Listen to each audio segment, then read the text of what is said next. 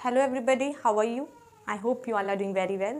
I am Mansi Sharma and you are most welcome to the तैयारी चक्र। यह है तैयारी का पावर डोज।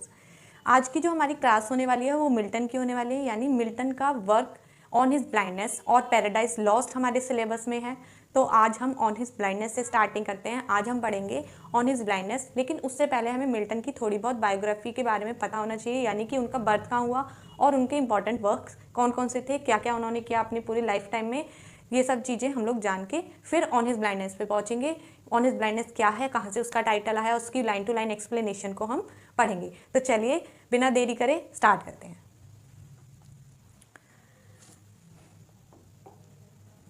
जॉन मिल्टन का बर्थ हुआ था 1608 से 1674। इनकी ये डेथ का बर्थ वो है डेट, और ये इनका डेट ऑफ बर्थ है, यानी 1608 में इनका बर्थ हुआ था। 9 दिसंबर 1608 लंदन में इनका बर्थ हुआ था, और इनकी डेथ 8 नवंबर 1674 लंदन में ही हुई थी।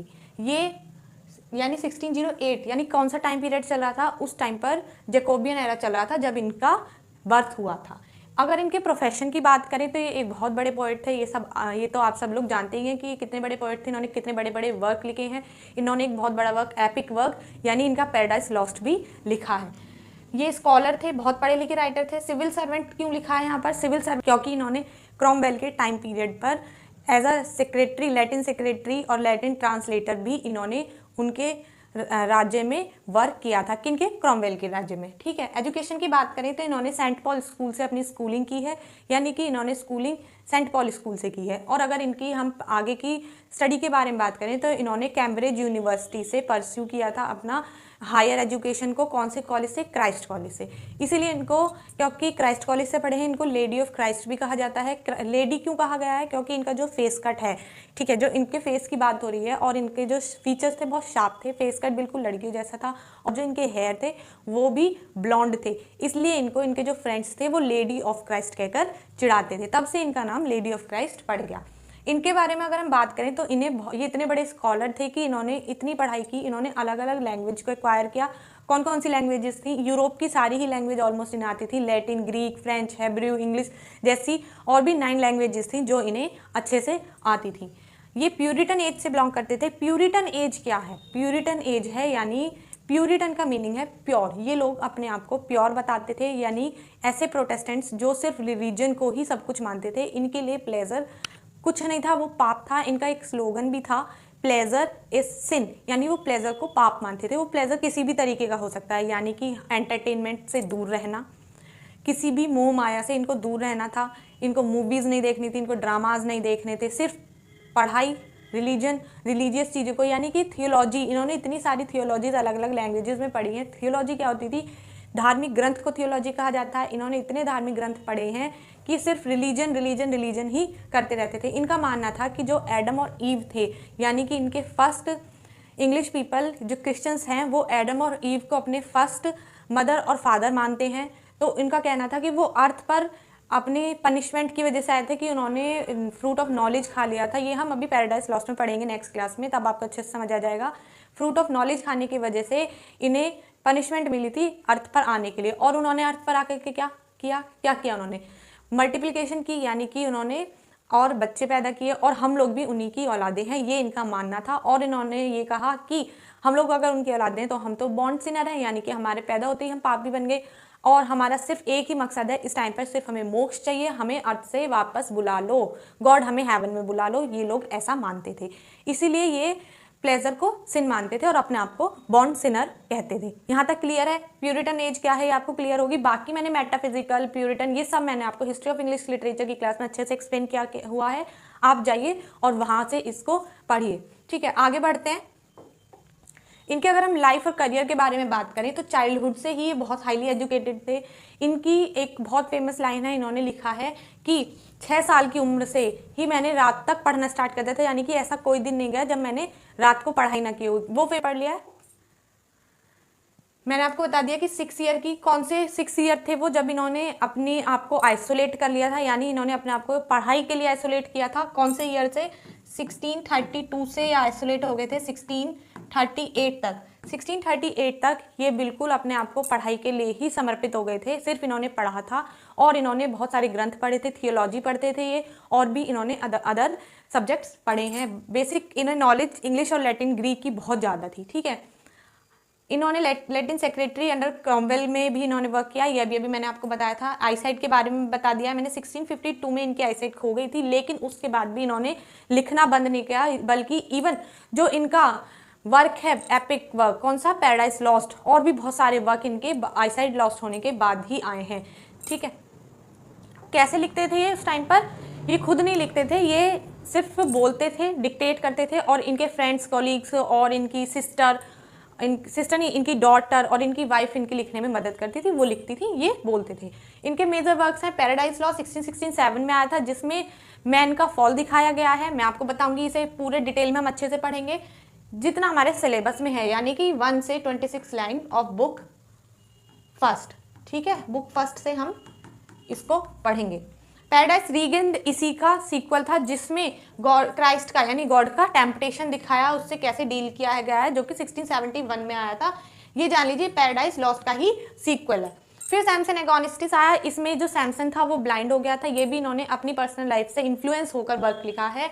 लेसिडास 1637 में आया था, यानी इनके ब्लाइंड होने से पहले आया था ये वर्क इनका। लेसिडास एक एलिजी है जो कि इन्होंने अपने फ्रेंड की डेथ पर लिखी थी। ठीक है, एडवर्ड किंग इनके फ्रेंड थे, उन्होंने एक पेस्टोरल, ये पर्सनल एलिजी नहीं है, ये पेस्टोरल एलिजी है। मैं आपकी एलिजी जो मतलब पोइट्री और उसकी फॉर्म्स है उसके ऊपर भी एक वीडियो बनाऊंगी, उसमें आपको एलिजी, ओड, सोनेट, लिरिक्स सबके बारे में अच्छे से एक्सप्लेन कर दूंगी। ठीक है, लेसिडास हो गई। ऑन हिज ब्लाइंडनेस को अभी हम पढ़ने वाले हैं। एल एलिग्रो और इल पेंसरोसो भी इनका बहुत फेमस वर्क है। ये दोनों ही पोएम एक दूसरे की कंपेनियन पोएम्स हैं। ठीक है, इनके प्रोज वर्क की अगर हम बात करें तो इनका बहुत फेमस वर्क है एरोपेजिटिका, जिसमें इन्होंने फ्रीडम ऑफ प्रेस के बारे में बताया है, जो कि 1644 में इनके ब्लाइंड होने से पहले आई थी। ये 1652 में ब्लाइंड हुए थे। ठीक है, tenure of king and magistrate भी इनके ब्लाइंड होने से पहले आई थी। Doctor and discipline of divorce, ये इन्होंने अपनी मैरिज लाइफ से परेशान होकर लिखी थी। ये इन्होंने डाइवोर्स ट्रैक्ट्स लिखे थे 3, जिसमें 3 बल्कि 4 लिखे थे। इन्होंने 3 शादियां की थी। पहली शादी थी इनकी मैरी पॉवल से, जिससे इनका डाइवोर्स हो ही गया था ऑलमोस्ट, लेकिन ये वापस आ गई थी क्योंकि इन्होंने उस केस को पार्लियामेंट पहुंचा दिया था, और पार्लियामेंट में इन्होंने बोला कि मेरे रिलीजियस होने की वजह से मेरी वाइफ मुझे छोड़कर चली गई है। तो तब पार्लियामेंट ने एक रूल निकाला था कि अगर हस्बैंड रिलीजियस है तो आप उसे छोड़कर नहीं जा सकते। तो इसलिए मैरी पॉवल वापस आ गई थी, और उनकी कुछ साल बाद ही डेथ हो गई थी उनके बेबी के डिलीवरी के बाद। फिर उनकी सेकंड वाइफ आती है, यानी कि उन्होंने सेकंड शादी की थी, जिसका नाम था कैथरीन वुडकुक। उनकी भी 2 साल बाद डेथ हो गई थी, वो भी डिलीवरी के बाद ही उनकी डेथ हुई थी। फिर इनकी थर्ड वाइफ आती हैं एलिजाबेथ मेंसल, जो कि इनकी डेथ के बाद तक भी जिंदा रही थी। ठीक है, कुल इन्होंने 3 शादियां की थी, ये आपको याद रखना है, और इनकी वाइफ के नाम भी आपको याद रखने हैं, मैरी पॉवल, कैथरीन वुडकुक और एलिजाबेथ मेंसल। ठीक है, 3 वाइफ्स थी। चलिए हम बात करते हैं अब सोनेट की। ये सोनेट ऑन हिज ब्लाइंडनेस के बारे में बात करेंगे। सोनेट ऑन हिज ब्लाइंडनेस का जो टाइटल है ऑन हिज ब्लाइंडनेस, इसका रियल टाइटल नहीं है, इसका रियल टाइटल है सोनेट 19। ठीक है, सोनेट 19 इसका रियल टाइटल है, और इसका रियल टाइटल है when I considered how my life is spent. ये फर्स्ट लाइन ही इसका टाइटल है। इसका title on his blindness Milton ने नहीं दिया था, ये टाइटल थॉमस न्यूटन ने दिया था। ये वाला टाइटल आपको किसने दिया था? देखिए, नोट कर लीजिए, नोट्स बनाते रहिए साथ साथ, और ये नोट कीजिए, थॉमस न्यूटन ने ये इसका टाइटल दिया था। और ये फर्स्ट टाइम पब्लिश कब हुई थी? ये वाली सोनेट 1673 में पब्लिश हुई थी। ठीक है, ये क्लियर है आप लोगों को? देखिए बेटा, अगर आपको ये नोट्स की पीडीएफ चाहिए तो नीचे टेलीग्राम चैनल का डिस्क्रिप्शन बॉक्स में आपको लिंक मिल जाएगा, वहां से आप टेलीग्राम चैनल को ज्वाइन कर सकते हैं। अब देखिए, ये जो सोनेट है, सोनेट क्या होती है, मैंने आपको पिछली क्लास में से जब मैंने शेक्सपियरियन सोनेट पढ़ाया था तब मैंने आपको बहुत क्लियरली बहुत अच्छे से समझाया था पूरा सोनेट क्या होता है, कहाँ से आया था, कौन लेकर आया था, इंग्लैंड में कौन लाया, किसने इसको बहुत ज़्यादा पॉपुलराइज किया इंग्लैंड में, ठीक है, सब मैंने आपको बताया। अब मैं आपको थोड़ा बहुत डिस्क्रिप्शन इसका दे देती हूँ। सोनेट एक 14 लाइन की पोएम होती है जो कि पेट्रार्कन सोनेट, शेक्सपियरन सोनेट और स्पेंसरियन सोनेट 3 फॉर्म्स में लिखी जाती है। ये जो आपकी सोनेट है मिल्टन वाली, ये लिखी गई है आपकी पेट्रार्कन सोनेट में, ठीक है, जो कि पेट्रार्क ने पॉपुलराइज की थी इटली में, वहां से ये इन्फ्लुएंस हुए। इन्होंने कहा चलो भाई हम भी पेट्रार्कन सोनेट ही लिखेंगे। पेट्रार्कन सोनेट में क्या होता है, इसमें एक ऑक्टेव होता है, एक सेस्टेट। ऑक्टेव यानी 8 लाइन का स्टैंजा, यानी फर्स्ट जो 8 लाइंस हैं ये आपकी किस में होंगी, ऑक्टेव में होंगी यहां तक, ठीक है। और जो आपकी लास्ट के 3 लाइंस हैं इसको बोला जाता है सेस्टेट। क्या बोला जाएगा, सेस्टेट, यानी 6 लाइन का स्टैंजा। ये क्लियर है। और शेक्सपियरन सोनेट में क्या होता है, उसमें 3 क्वार्ट्रेंस होते हैं और 2 आपका यानी 2 लाइन जो लास्ट की होती हैं वो आपका एक कपलेट होता है, ठीक है। क्लियर है आपको, ये सब क्लियर है। मैं आगे बढ़ती हूँ, फिर इसको हम एक्सप्लेन करेंगे। मैं आपको अभी इसकी राइम स्कीम देखना बताऊंगी, इसकी राइम स्कीम क्या है वो बताती हूँ, फिर उसे कैसे आइडेंटिफाई करते हैं वो बताती हूँ।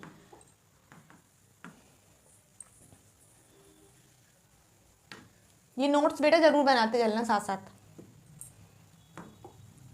इसकी राइम स्कीम देखिए क्या है, A B B A B B A, यानी ये आपका एक ऑक्टेव हो गया।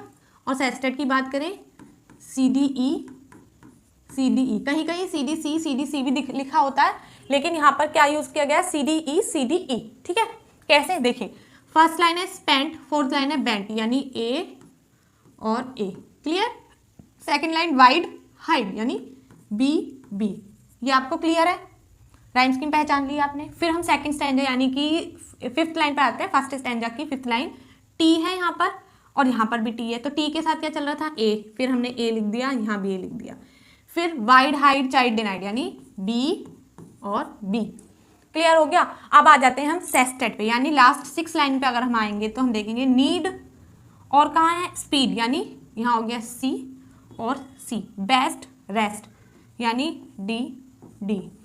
स्टेट वेट ई ई, यानी ये तीनों ही लाइन एक दूसरे से डिफरेंट है। तो ये आपको क्लियर हो गया, ये आपको समझ में आ गया। यहाँ पर हमने बेस्ट और रेस्ट जो है ये बेंट से इसलिए हमने इसको राइम नहीं किया है क्योंकि ये बेटा अलग स्टैंजा है, ये अलग स्टैंजा है, इसलिए इसको सी डी ई हमने डिनोट किया है। ये आपको क्लियर है, राइम स्कीम आपको सबको समझ आ गई। अब हम इसका लाइन टू लाइन एक्सप्लेन करते हैं, एक्सप्लेनेशन करते हैं, इसको समझने की कोशिश करते हैं।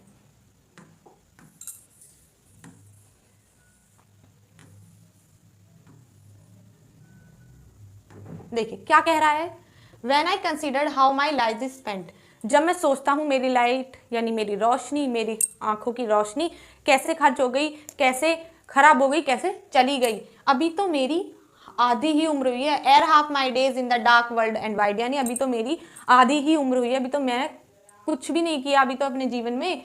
अभी से मैं इतने डार्क वर्ल्ड और डार्क वाइड यानी इतने अंधेरे दुनिया और बड़ी दुनिया में खो सा गया हूँ। And that one talent which is death to hide, यानी कि मेरा एक ही तो टैलेंट है।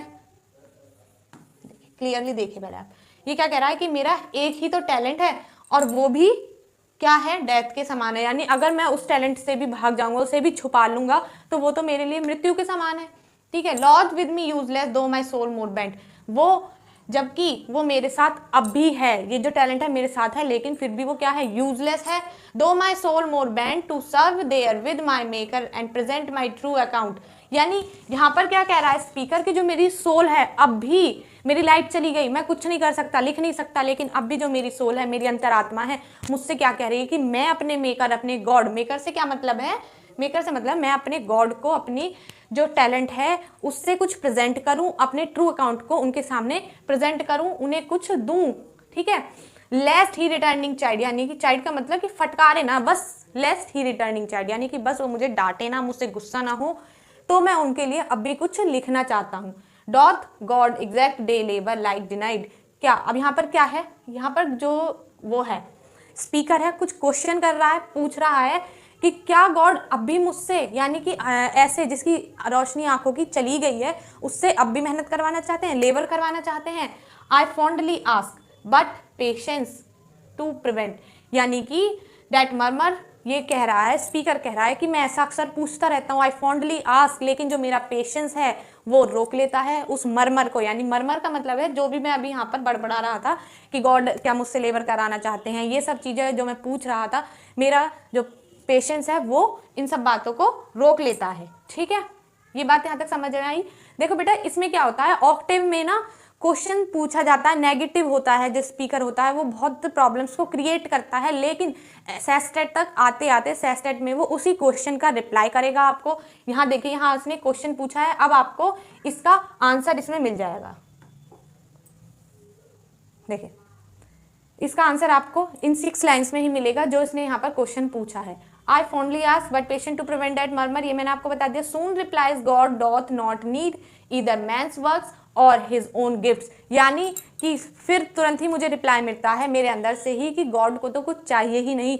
गॉड को क्या जरूरत है, ना तो गॉड को किसी आदमी के हार्डवर्क की जरूरत है, ना उसके किसी प्रेजेंट की उनको जरूरत है, ना उन्हें कोई गिफ्ट चाहिए। Who best bear is mild yoke, ये देखिए कि उन्हें बेस्ट गिफ्ट की जरूरत नहीं है, उन्हें क्या जरूरत है, बस वो देखते हैं कि उनके लिए कौन डिवोटी है, कौन उनके लिए सर्व कर रहा है। यानी कि जो माइल्ड यॉक, यॉक यानी फंदा, जिनके गले में फंदे होते हैं, वो भी तो गॉड की प्रेयर कर रहे हैं, गॉड के लिए डिवोटेड हैं, दे सर्व, ये वो उनके लिए सर्व कर रहे हैं अपना बेस्ट जितना वो कर सकते हैं। हिज स्टेट इज किंगली, यानी कि जो उनकी स्टेट है वो बहुत बड़ी है, बहुत वाइड है।